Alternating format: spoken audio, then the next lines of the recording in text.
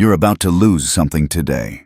Not your edge, not your ambition, not your humanity. You're about to lose a habit that's been quietly draining you for years. The reflex to be liked. That invisible leash around your mind. The urge to smooth things over when your instincts are screaming.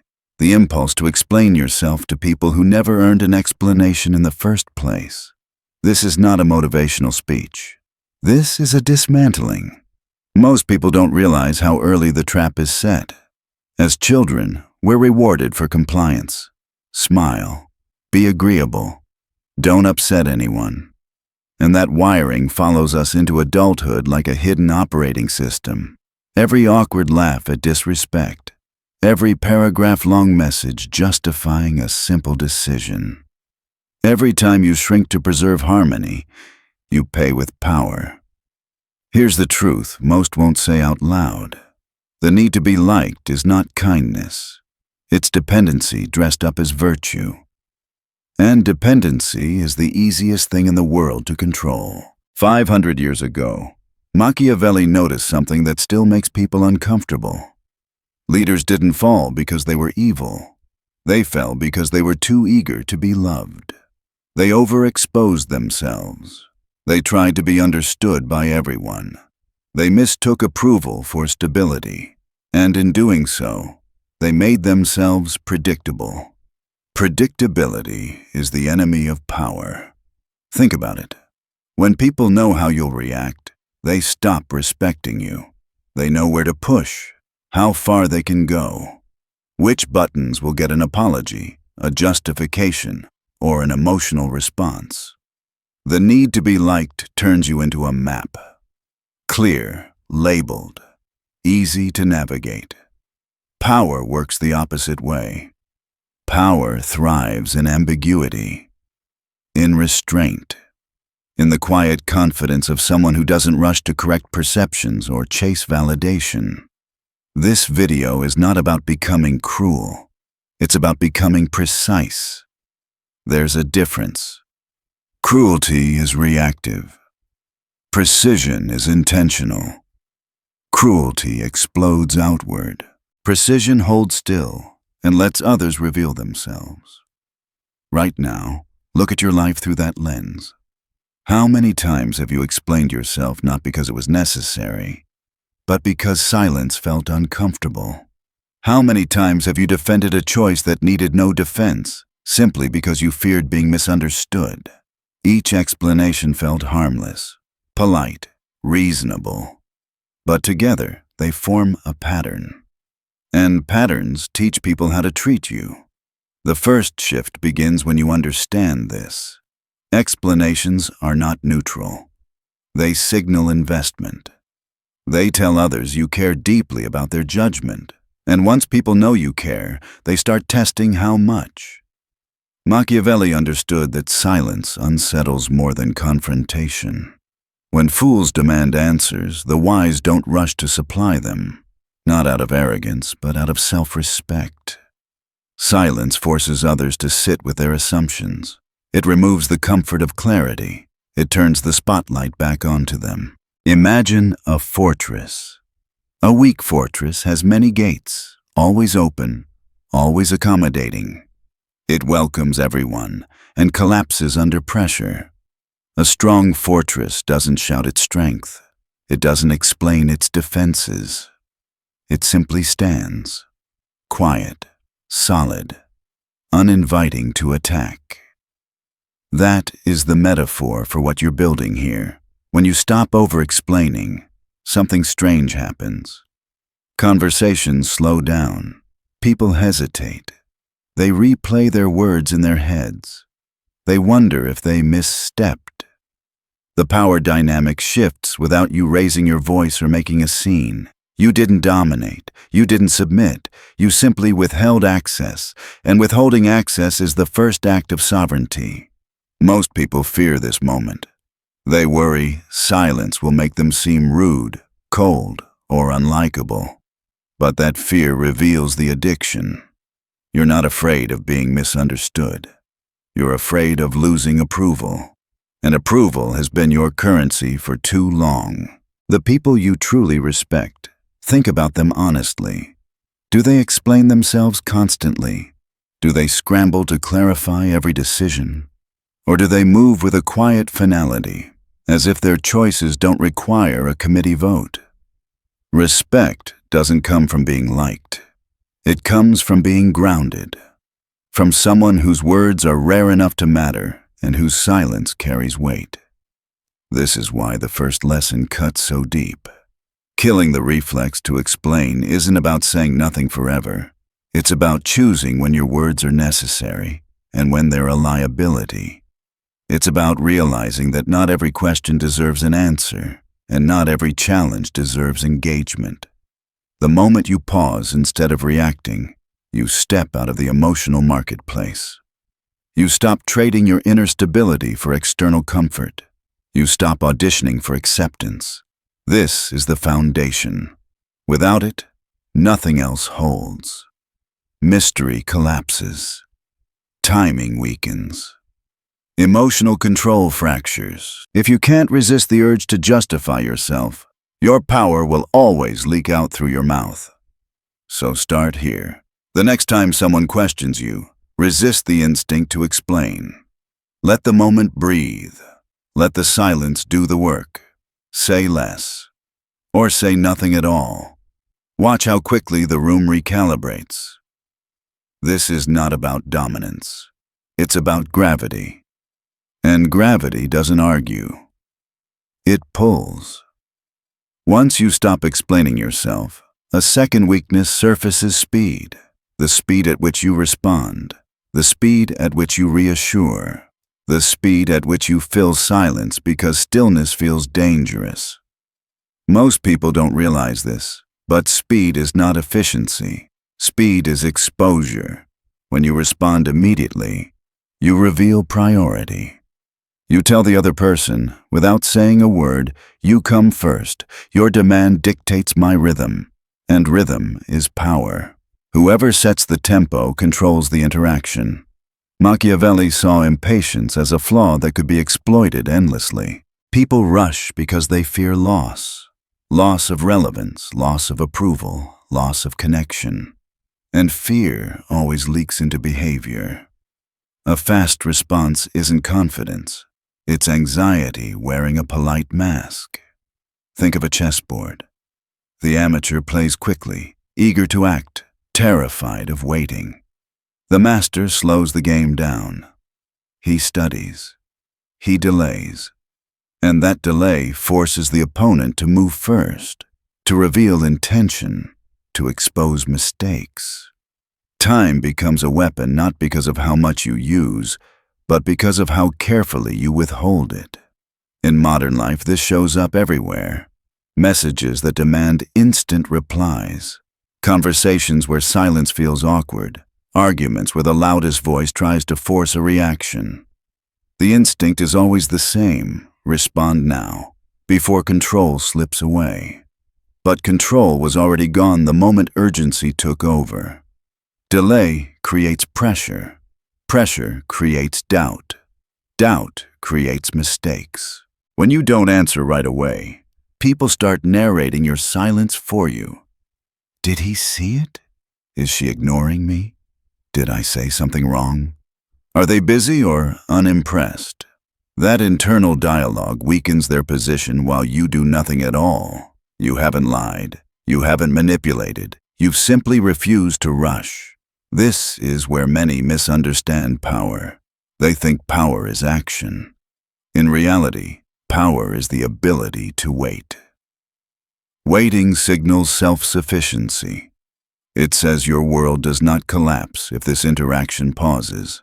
It tells others you have options, priorities, and an inner clock that does not sync to theirs, and humans instinctively respect what doesn't chase them. Look at meetings. The first person to speak often sets themselves up as reactive. They rush to fill the silence, to prove value. The one who waits watches the room reveal itself. Nervous chatter, forced opinions, premature conclusions. Then, when they finally speak, their words land heavier because everyone has been waiting for them. Silence sharpens perception. Speed dulls it. And speed costs you more than status. It costs you strategy.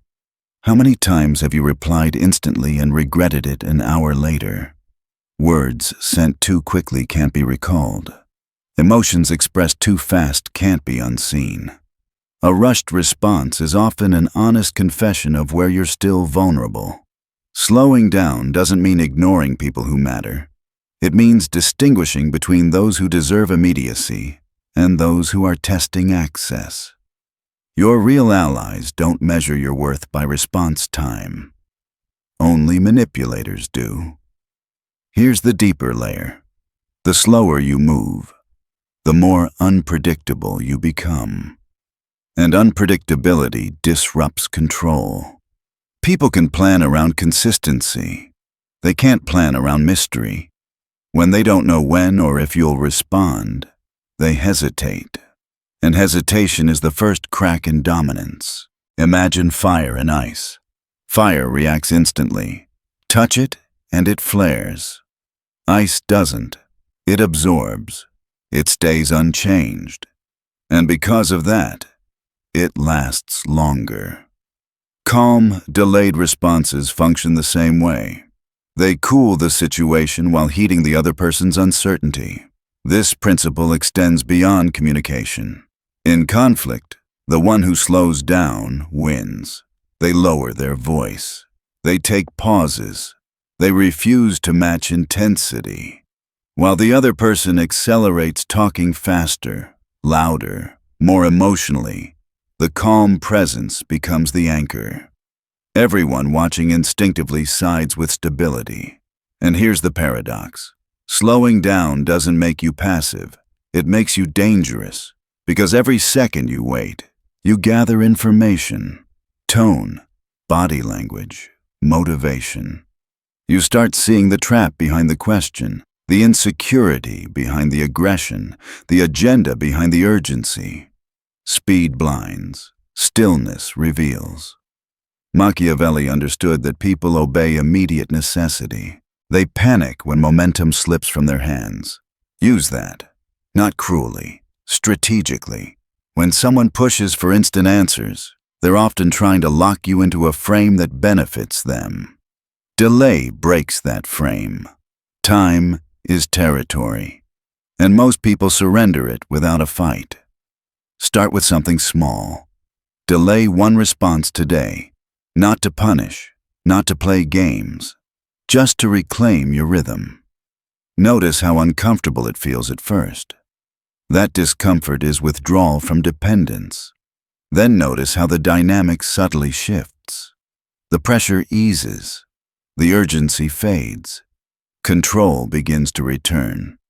You don't need to announce this change. You don't need to justify it. In fact, explaining would undo the effect. Let people adapt to your pace or fall away from it. The person who moves slower is not behind.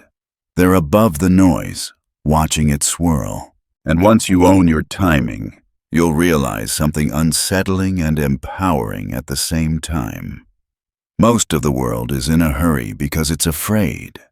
Afraid of silence. Afraid of being ignored. Afraid of not mattering. When you're no longer afraid of those things, your presence changes. And that sets the stage for the next transformation. When you slow your responses and stop explaining, something else becomes painfully obvious. How much of your inner world you've been leaking through your reactions. Not your words this time, but your emotions, your face, your tone, your posture. Pain, when visible, becomes instruction. It teaches others exactly where to strike. Most people don't understand this because they confuse emotional honesty with emotional exposure. They think showing hurt makes them real, relatable, human. And it does, just not in the way they hope. It makes them readable. And readability is vulnerability in a world that studies behavior like a manual. Machiavelli never warned against feeling. He warned against bleeding in public. Pain is not weakness.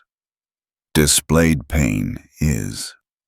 The moment someone knows what hurts you, they gain leverage. Not always because they're malicious, but because human nature defaults to advantage. People poke wounds not to destroy you, but to feel powerful themselves.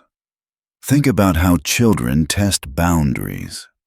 They press, watch the reaction, then press again. Adults never stop doing this. They just get more subtle. When someone says something that cuts deep, your instinct is to react, to defend, to explain, to show them it mattered. But that reaction becomes data, and data, once collected, is reused. Today, it's a careless comment. Tomorrow, it's a weapon. Strong people understand something brutal but liberating. The face you show the world is a strategic asset. When your expression stays neutral, your voice steady, your body relaxed, you deny others feedback. And without feedback, they lose direction. Imagine throwing a punch into fog. You don't know if it landed. You don't know if it hurt. You don't know if it even mattered. That uncertainty is more unsettling than resistance. Resistance invites escalation. Uncertainty ends the game. This is why the most composed individuals seem untouchable. Not because nothing affects them, but because no one knows what does. Their emotions are processed privately, not outsourced to the room. Look closely at people who are constantly disrespected. You'll see the pattern. They telegraph sensitivity. Their triggers are visible. Their reactions are predictable. Insult leads to anger. Criticism leads to defensiveness. Rejection leads to collapse. And everyone watching learns exactly how to move them. Contrast that with someone who absorbs impact without visible change. Insult them publicly, they smile. Betray them, they stay calm. Mock them, they remain composed. Internally, they are registering everything. Externally, they give nothing away. This isn't suppression. It's containment. Think of a pressure vessel. Weak containers crack under stress. Strong ones hold pressure silently, storing energy for when release is intentional, not reactive. Emotional control works the same way. You don't explode. You don't leak. You decide. This discipline terrifies manipulators. They rely on reaction to confirm control. When reaction disappears, they feel exposed. They escalate, trying harder, revealing more, and every escalation gives you more information. Machiavelli would recognize this instantly. In power dynamics, information asymmetry decides outcomes. When others reveal their intentions while you reveal nothing, you're already ahead. This principle protects you everywhere: work, relationships, social circles. A boss who knows your insecurity can exploit it. A friend who knows your shame can weaponize it. A partner who sees your jealousy can use it as leverage. Visibility of pain turns intimacy into risk. Your pain is not public property. It's private intelligence. This doesn't mean isolation. It means selectivity. You choose where vulnerability is safe. You choose who earns access. And until that trust is proven, your exterior stays calm. The metaphor is simple. Poker. The worst players show emotion after every card. The best reveal nothing. Not because they feel nothing, but because feeling is not the same as signaling. Start practicing this immediately. The next time something stings, don't rush to show it. Let your face stay still. Let your voice stay level. Let your body stay open and relaxed. Later alone, you can process it fully. But in the moment, you become stone. Stone doesn't argue with the wind. It outlasts it. When people realize they can't read you, they stop trying to manipulate you. They grow cautious. They watch themselves. They second guess. And that shift alone rebalances the entire relationship. You become dangerous not because you strike back, but because no one knows where your line truly is. And once your pain is invisible, something else changes. You start seeing clearly. Without the noise of reaction, your perception sharpens. You notice patterns. You recognize disrespect faster. You detect motives earlier. Emotional control doesn't make you cold. It makes you lucid.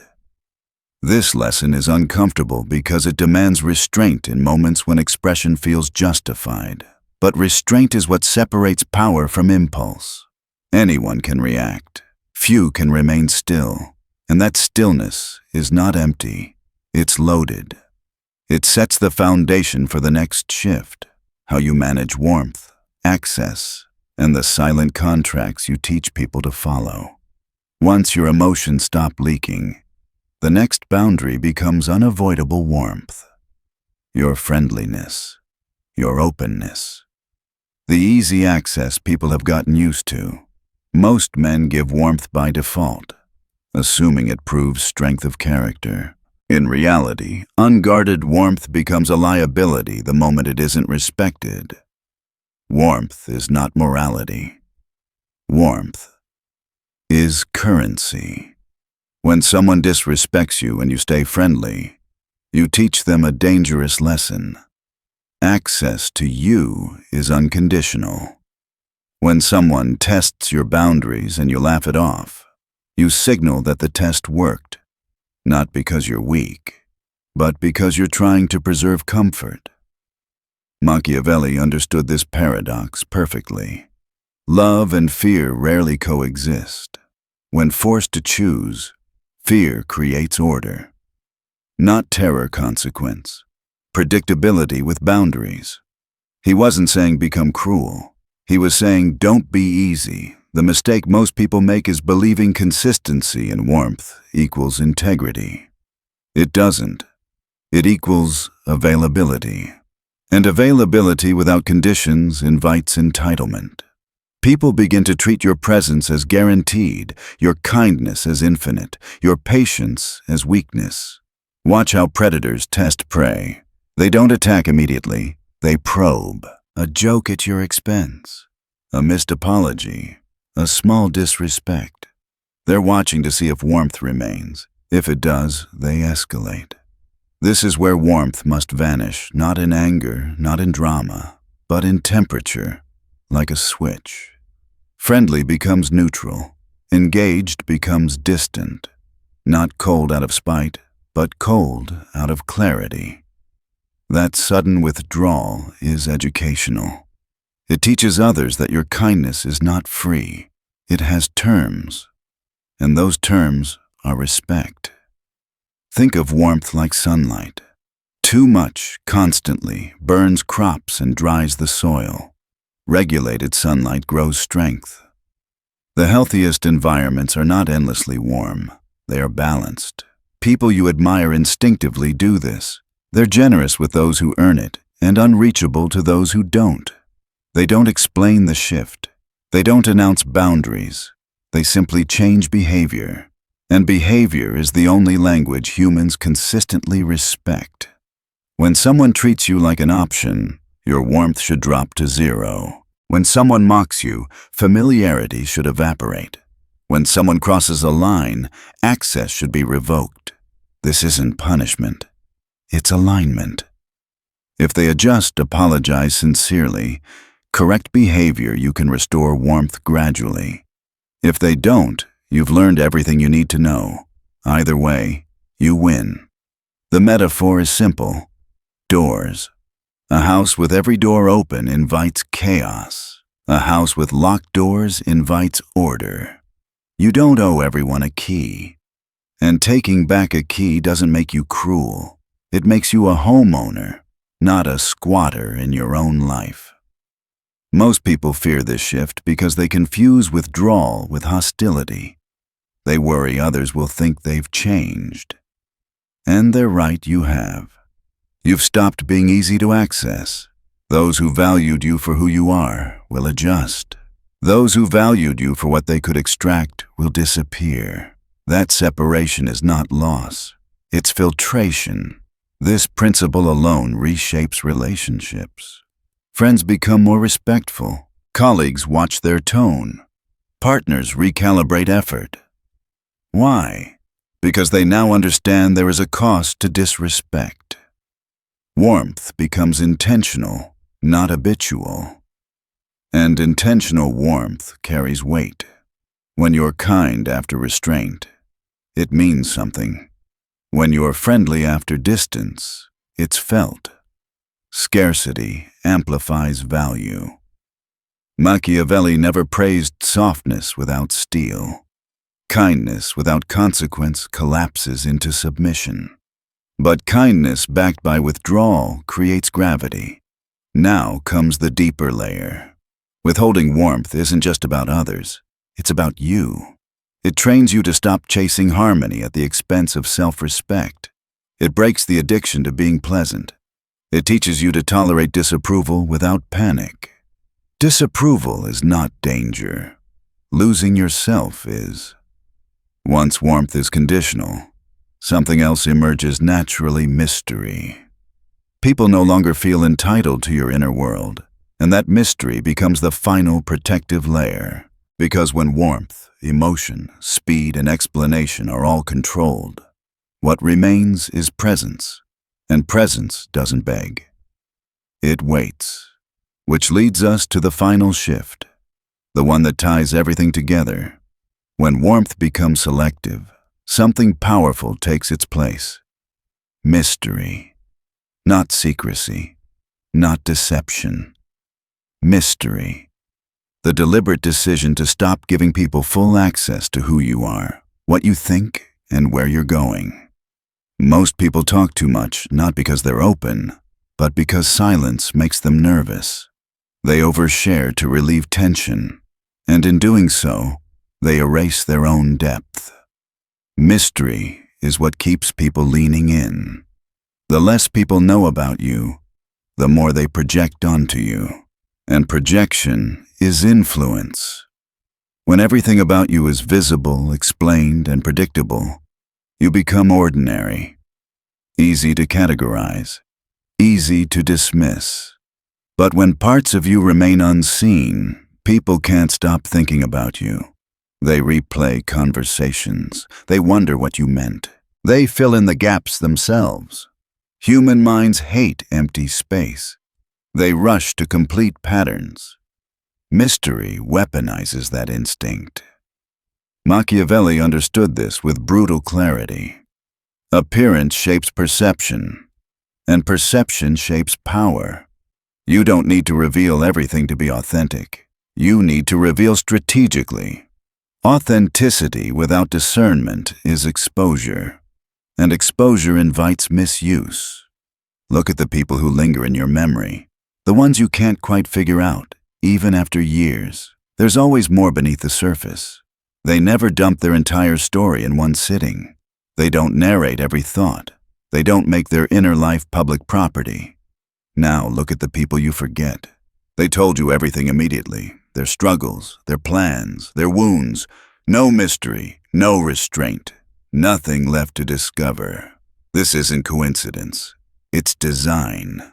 Guarding mystery protects you in ways most people never consider. The less others know about your insecurities, your past, your intentions, the less ammunition they have. Gossip thrives on detail. Manipulation feeds on disclosure. Oversharing doesn't build connection, it builds leverage for the wrong people.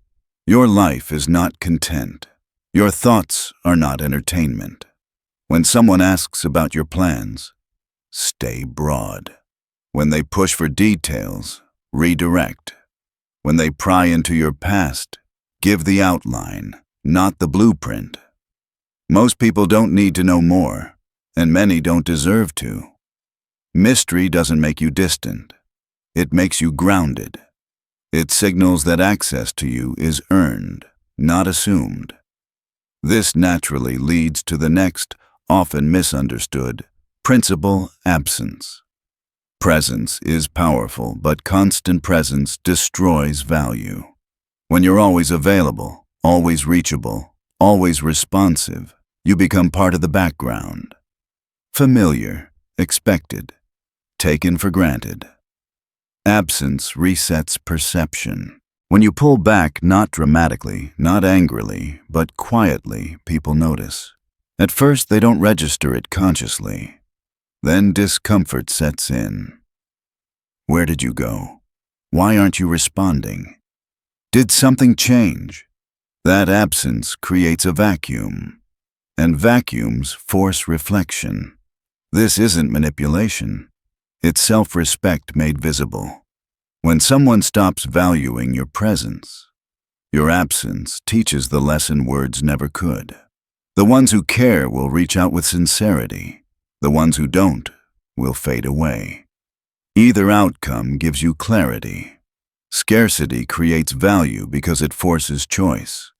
Unlimited access requires none. Now combine everything you've learned. You don't explain. You don't rush. You don't reveal pain. You withhold warmth when tested. You guard mystery. You allow absence to speak. Your words become fewer, heavier. When you speak, you imply more than you state. Short statements carry more weight than long explanations. Hints create more pressure than arguments. Silence invites interpretation. And interpretation lives in the listener's mind long after you've left the room. Your words become like an iceberg. Only the tip is visible. The mass lies beneath.